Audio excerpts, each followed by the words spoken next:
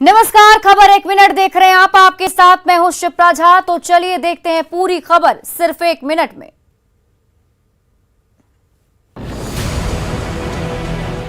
Monsoon की बारिश से कई प्रदेश में हाहाकार मचा हुआ है। नदियां नाले उफान पर हैं, कई जगह बाढ़ जैसी स्थिति हो गई है। वहीं केरल के कन्याकुमारी से भी एक दिल दहला देने वाला वीडियो सामने आया है, जिसमें बीच समुद्र में एक नाव फंसी दिखाई दे रही है। दरअसल केरल में लगातार हो रही बारिश के कारण अरब सागर क्षेत्र में तेज हवाएं चल रही हैं और मछुआरों के मछली पकड़ने के लिए समुद्र में जाने पर प्रतिबंध लगा दिया गया है। इसी बीच अरब सागर में कन्याकुमारी के पश्चिमी तट पर कुछ मछुआरे मछली पकड़ने के लिए समुद्र में चले गए और उफान के कारण उनकी नाव फंस गई। ये देखिए कैसे ये बोट टाइटैनिक की तरह तेज लहरों में डूब रही है। वहीं तेज लहरों के कारण बोट का संतुलन बिगड़ता जा रहा है और एक व्यक्ति पानी में जा गिरता है। बोट लहरों से लड़ती नजर आ रही है। सौभाग्य से इन मछुआरों को बचा लिया गया, लेकिन नाव दुर्घटना का वीडियो जारी किया गया है और हड़कंप मच गया है।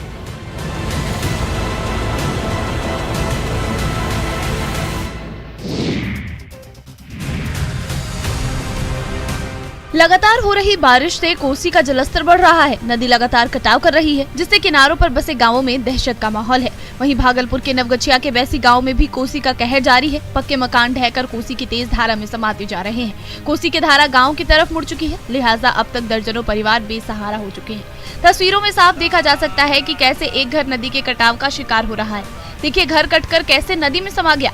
वहीं मकान का आधा हिस्सा भी गिरने की कगार पर है। पीड़ितों का कहना है कि वो लोग रिंग बांध पर रह रहे हैं। पीड़ित परिवार प्रशासन से मदद की गुहार लगा रहा है। 2 महीना में लगभग 100 घर तो गिर गया पानी में। लोग मजदूरी मेहनत करके घर बनाया था, सब लोग का घर कोसी नदी में कट गया।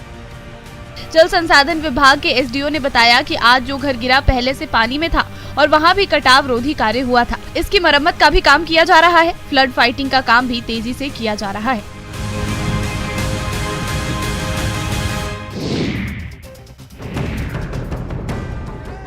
नेपाल में हो रही बारिश से बिहार की कई नदियां उफान पर हैं और जमकर तबाही मचा रही है। वहीं पश्चिम चंपारण में गंडक नदी और पहाड़ी नदियां उफान पर हैं। वहीं रामनगर में पिछले साल आई भयंकर बाढ़ ने गांव की जमीन 15 फीट गहराई तक बहा ले गई, लेकिन 600 साल पुराना और 100 फीट गहरा कुआं अपनी जगह पर टिका रहा, लेकिन ये कुआं इस बार धराशायी हो गया। बारिश के बाद जलस्तर में हुई वृद्धि के बाद कुआं गिर पड़ा। कुआं के गिरने की एक्सक्लूसिव तस्वीरें कैमरे में कैद हैं। देखिए कैसे पानी की तेज धार के बीच कुआं ताश के पत्तों की तरह ढह गया और लहरें कुएं के मलबे को भी अपने साथ बहा ले गई। बगहा के दोन इलाके के 2 पंचायतों के 26 गांव में आवागमन और स्वास्थ्य सुविधाएं बिल्कुल नहीं हैं। ऐसे में 25 किलोमीटर जंगल और कई बार नदियों को पार कर शहर आने की मजबूरी है। गंडक नदी के साथ ही पहाड़ी नदियों में भी उफान है।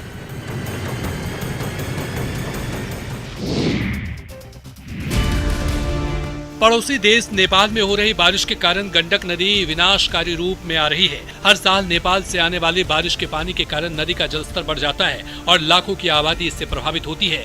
लोगों के घर, खेत नदी के आगोश में समा जाते हैं। दर्जनों लोगों की बाढ़ से मौत हो जाती है। वहीं बगहा में गंडक नदी के जलस्तर में उतार चढ़ाव जारी है। फिलहाल गंडक नदी में 2,76,000 क्यूसेक पानी का डिस्चार्ज हो रहा है।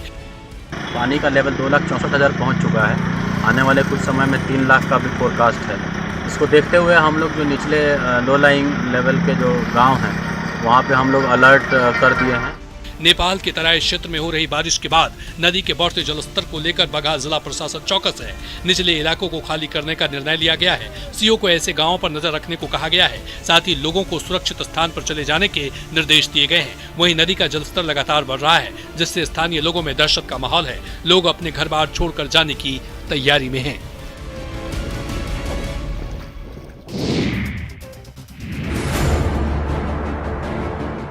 करीब 6 की संख्या में युवा अपनी जान जोखिम में डालकर बाइक को कंधे पर उठाकर चल दिए हैं नदी पार करने। इनके साथ कुछ लोग भी हैं जो बच्चों को गोद में लेकर नदी पार कर रहे हैं।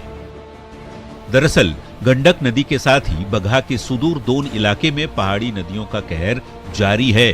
बगहा के 2 पंचायतों के 26 गांव पहाड़ी नदियों के जलस्तर में बढ़ोतरी के बाद टापू की तरह दिखने लगे हैं और लोग इसी तरह जान जोखिम में डालकर नदी पार करने को मजबूर हैं। लोग हादसे को न्योता भी दे रहे हैं। बारिश के बाद गंडक नदी के साथ ही कई पहाड़ी नदियां उफान पर हैं हालांकि प्रभावित इलाकों में एसएसबी लोगों से सुरक्षित जगहों की ओर जाने की अपील कर रहे हैं। एसएसबी जवान लोगों को सावधानी बरतने की नसीहत भी दे रहे हैं ताकि लोग किसी भी दुर्घटना या हादसे के शिकार होने से बच सकें। वहीं जिला प्रशासन भी हालात पर लगातार नजर बनाए हुए है।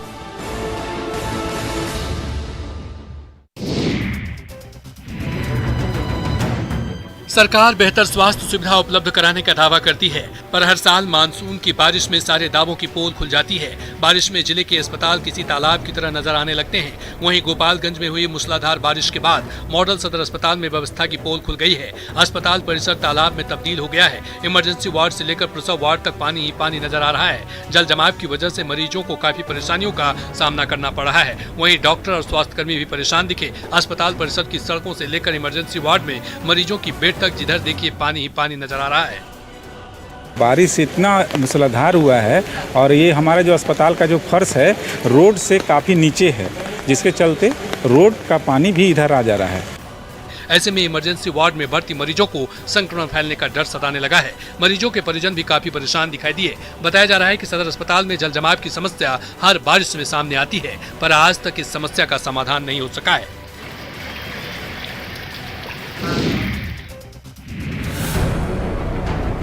गिरिडीह के नक्सल प्रभावित तीसरी प्रखंड के आदिवासी बहुल लक्ष्मी बथान गांव से जो तस्वीरें सामने आई हैं, वो हैरान करने वाली हैं। यहां बीमार बच्चे को अस्पताल तक ले जाने के लिए लोग खाट पर लिटाकर और कंधे पर लादकर ले जा रहे हैं। गंदा पानी पीने से 14 साल के किशोर को डायरिया हो गया, जिससे उसकी तबीयत बेहद खराब हो गई थी। क्षेत्र में अभी तक सड़कें नहीं बनी हैं। यहाँ न एम्बुलेंस गाड़ियां आ सकती हैं, न ही मोटरसाइकिल। इसी वजह से बीमार इस किशोर को उसके परिजन खाट पर लादकर अस्पताल ले जा रहे हैं। आजादी के 75 साल बीतने के बाद भी गांव में न तो सड़कें बन पाई, न ही शुद्ध पेयजल की सुविधा ही लोगों को मिल सकी है। जबकि सड़क के अभाव में यहां 1 साल पहले गर्भवती महिला की भी खाट पर ले जाने के दौरान रास्ते में मौत हो गई थी, जिसके बाद प्रशासन की ओर से रास्ता बनाने और पेयजल के साथ ही मोबाइल टावर लगाने तक का आश्वासन दिया गया था।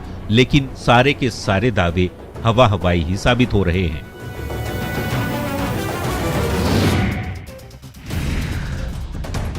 मुंबई गुजरात हाईवे के घोड़बंदर मार्ग पर एक बड़ा हादसा हो गया, जहां गायमुख परिसर में कंटेनर काफी बुरी तरह से पलट गया। ये कंटेनर गुजरात के नहवा सेवा जा रहा था। बताया जा रहा है कि इस कंटेनर में करीब 23,000 लीटर हाइड्रोजन पेरोक्साइड भरा हुआ था। कंटेनर से चालक का नियंत्रण छूट जाने की वजह से ये भीषण हादसा हो गया। इस हादसे में 23 वर्षीय कंटेनर चालक अमरीश कुमार काफी गंभीर रूप से जख्मी हो गया है, जिसका इलाज अस्पताल में जारी है। कंटेनर के पलटने की वजह से मौके पर अफरा तफरी का माहौल हो गया। स्थानीय लोगों ने जैसे ही हादसे को देखा, इसकी सूचना विभाग को दी गई, जिसके बाद टीम ने मौके पर पहुंचकर स्थिति को काबू किया। साथ ही बचाव दल ने ड्राइवर को सुरक्षित बाहर निकालकर इलाज के लिए अस्पताल में भर्ती करवाया। इस हादसे की वजह से हाईवे पर जाम की स्थिति बन गई थी। बचाव दल के पहुँचने के बाद हालात पर काबू पाया जा सका।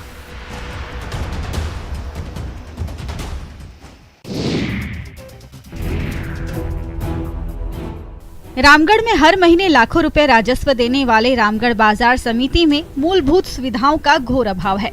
यहाँ न तो स्ट्रीट लाइट की व्यवस्था है और न ही शुद्ध पेयजल के साथ शौचालय का इंतजाम। वाटर सप्लाई के लिए बना जल मीनार गिरने की हालत में है। वहीं नए वाटर टैंक का निर्माण काफी धीमी गति से चल रहा है। यहाँ करीब 20 साल पहले बनी सड़क भी पूरी तरह से जर्जर हो चुकी है। ऐसे में हल्की बारिश में ही सब्जी मंडी के रास्ते में पानी भर जाता है। वहीं साफ सफाई की व्यवस्था नहीं होने से मंडी में गंदगी का अंबार लगा रहता है। सीसीटीवी कैमरा भी खराब पड़ा है, जिससे सुरक्षा व्यवस्था भी बाधित हो रही है। व्यापारी बाजार समिति में मूलभूत सुविधाओं की आस लगाए हुए हैं। हद तो तब हो जाती है जब मेंटेनेंस की मांग करने पर कारोबारियों को गोदाम छोड़कर जाने की सलाह दी जाती है, लेकिन जिला प्रशासन इन सुविधाओं पर ध्यान नहीं दे रहा है, जिससे व्यापारियों को खासा परेशानियों का सामना करना पड़ रहा है।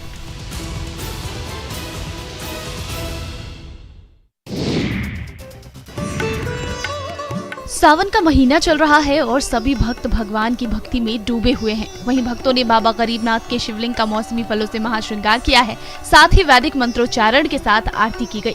इससे पहले मंदिर की साफ सफाई कर विधि विधान से बाबा की पूजा की गई। इस दौरान बाबा गरीबनाथ के जय घोष से पूरा माहौल शिवमय हो गया। साथ ही काफी संख्या में पहुंचे भक्तगणों ने भगवान शिव की स्तुति की और सुमधुर भजनों की प्रस्तुति दी गई। वहीं लगातार भक्तों के जय घोष से मंदिर के आसपास का माहौल भगवान भोले शंकर की जय जयकार से गुंजायमान रहा। मंदिर के पुजारी का कहना है कि सावन में पड़ने वाले चारों सोमवारी में बाबा गरीबनाथ का श्रृंगार अलग महत्व है। सावन में पड़ने वाले सभी सोमवारी में अलग अलग तरीके से बाबा का श्रृंगार किया जाता है। इस बार विभिन्न प्रकार के फलों से बाबा का श्रृंगार किया गया है, जो काफी मनमोहक होता है। भक्त बाबा की आराधना में लीन रहते हैं और अलग अलग तरीकों से भगवान की पूजा अर्चना की जाती है। मान्यता है कि सावन के महीने में सच्चे मन से मांगी गई मुराद भगवान जरूर पूरी करते हैं।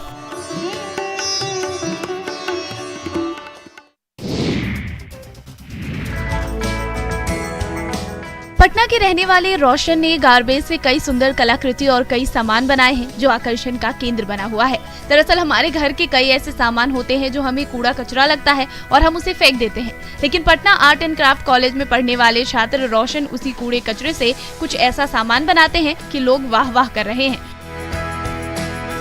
रोशन ने कई आर्ट बनाए हैं और उनके आर्ट की डिमांड भी काफी होती है। हालांकि रोशन एक मध्यम वर्गीय परिवार से आते हैं, इस कारण जितने संसाधन उन्हें मिलने चाहिए वो मिल नहीं पा रहे। कम संसाधन में भी रोशन अपने हुनर का लोहा मनवा रहे हैं। रोशन ने लोहे के रॉड से सुंदर से हिरण की आकृति बनाई है। वहीं एक आर्ट में एक महिला नजर आ रही है। ये कलाकृति पर्यावरण संरक्षण और पृथ्वी को प्रदर्शित कर रही है। वहीं रोशन का कहना है कि उन्हें पर्याप्त संसाधन नहीं मिल पा रहे हैं, जिसके कारण उनकी प्रतिभा को नया आयाम नहीं मिल पा रहा। गरीबी के कारण वे अपनी खूबियों का प्रदर्शन नहीं कर पा रहे हैं।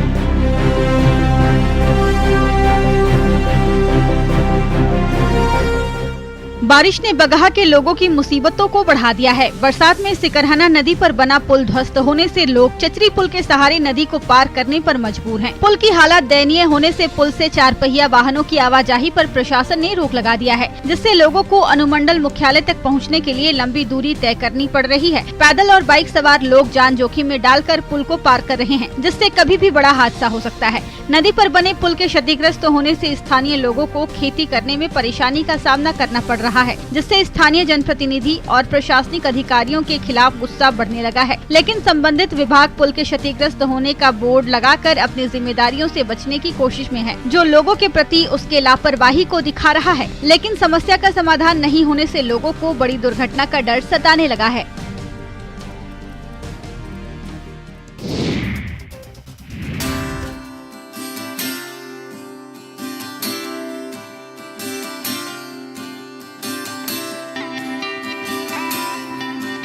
डोली में बैठकर महिला अपने ससुराल नहीं जा रही, बल्कि अपनी बेटी का जन्मोत्सव मना रही है।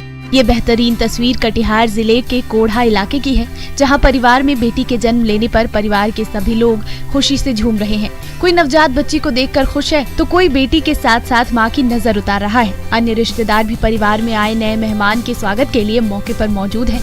घर में खुशी का माहौल कुछ इस तरह का है कि हर कोई जश्न में डूबा है। घर में बेटी के जन्म पर आयोजित इस तरह के आयोजन की चर्चा पूरे इलाके में हो रही है। स्थानीय लोग बेटी के जन्म पर इस शानदार आयोजन के लिए पूरे परिवार की तारीफ कर रहे हैं। परिवार के मुखिया अन्य लोगों से भी बेटी के जन्म पर खुशियां बांटने की अपील कर रहे हैं और महिला सशक्तिकरण को बढ़ावा देने के लिए इसे जरूरी मान रहे हैं। बेटी के जन्म पर इस तरह के आयोजन ने लोगों को सोचने पर मजबूर कर दिया है कि बेटे और बेटी में कोई फर्क नहीं है।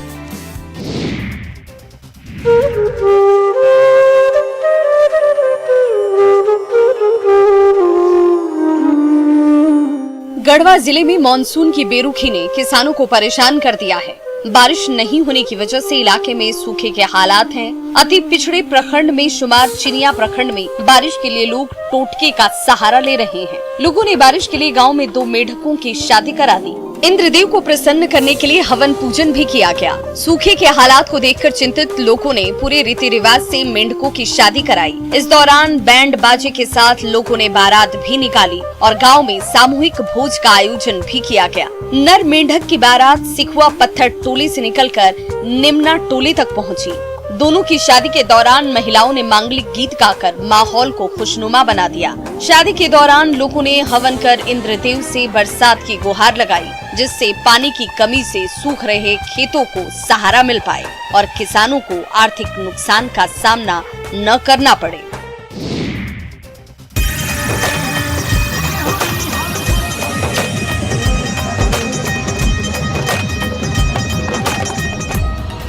मधुबनी में सावन महीने को लेकर शिव भक्तों में विशेष उत्साह देखने को मिल रहा है।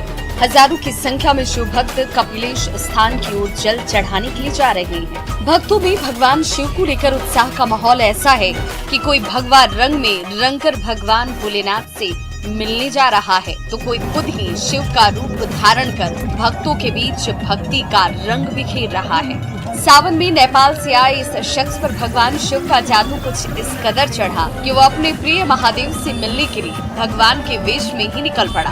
नेपाल के रहने वाले शिव भक्त राम बालक पर शिव का जादू इस कदर छाया है कि वो कभी डमरू बजाकर भगवान शिव का जयकारा कर रहे हैं, तो कभी शिव तांडव दिखाकर अन्य शिव भक्तों का ध्यान अपनी तरफ आकर्षित कर रहे हैं।